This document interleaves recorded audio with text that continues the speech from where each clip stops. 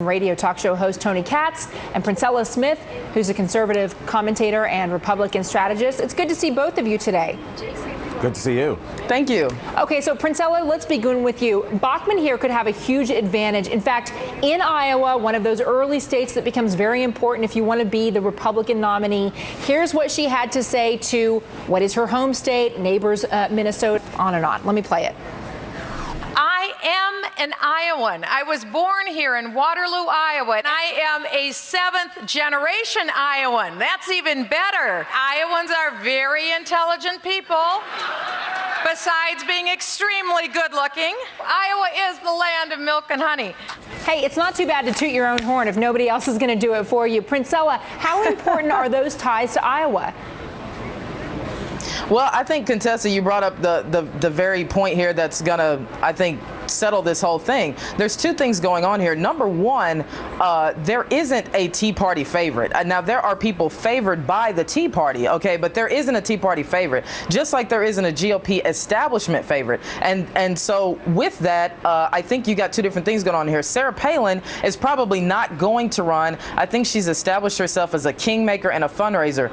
Now, Michelle Bachmann has somewhat been able to brilliantly play the role of Tea Party, a Tea Party favorite and a member of the establishment. If you'd note, she beat Mitt Romney in fundraising for the first quarter of this year. In fact, let's talk about what she has been able to. Let me mention here, 2.2 million so far this year. I mean, we're only in April.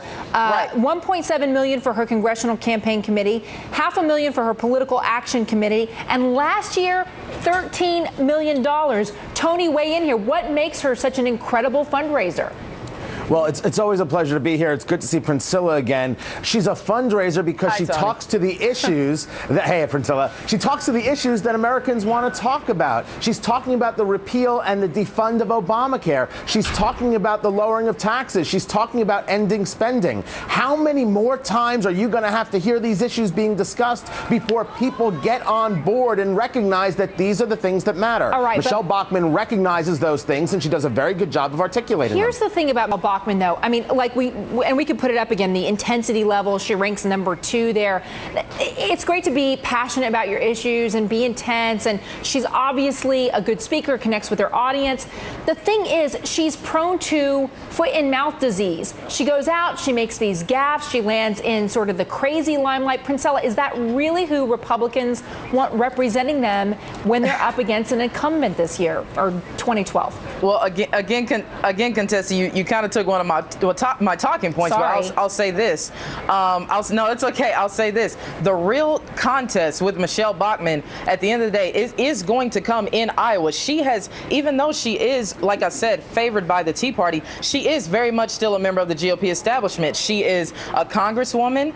She's still part of Washington, but she has brilliantly been able to go to a place like Iowa, and I tell you that the contest will be her and Mike Huckabee, who is also an establishment candidate. So again, while I understand what you're saying, she has still brilliantly played that role of Tea Party favorite and establishment. And Tony, it's brilliant, and I think at the end of the day, it's going to be her and Huckabee. They're going to be competing for Iowa. Go ahead, Tony. And I never like to disagree with Princella, but I do it when she's wrong. One of Huckabee's main guys in 2008 has just come on board with Bachmann. I don't think Huckabee is much of a contender at all in this race. And as for Bachmann being gaffe prone, I didn't know we were doing a Bachmann-Joe Biden comparison, because that would be classic. But Joe Biden didn't run for president. Well, he did, and the gaffes were fantastic. With Bachmann, Princella is right about this, though. She does straddle both sides of the line very well, and it's part of the thing that makes her very appealing, because even though she is very much enjoyed by the Tea Party, she is saying and doing the things. She's actually walking the walk and talking the talk. If you talk to Tea Party people, they're far more in favor of Bachmann than they are of Boehner at this moment. In order to win general election, you're going to need those moderate voters.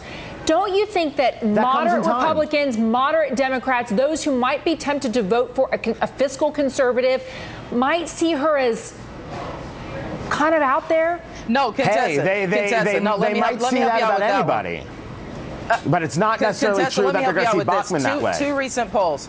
Two recent polls. A CBS poll came out and said that 70% of America is dissatisfied with Washington, and you and I both know that falls back on the White House, so that's going to go back on Obama. Number two, a recent poll came out on CNN that only 50% of Obama's supporters support the way that he is handling Libya. So while I understand what you're saying, that's true. The right is very energized but for 2012. It'll be interesting to see whether Libya is the motive.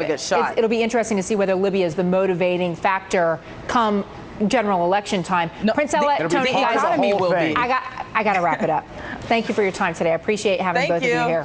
Thank you. Congresswoman Michelle Bachmann will be on the Daily Rundown tomorrow. That's at 9 Eastern, right here on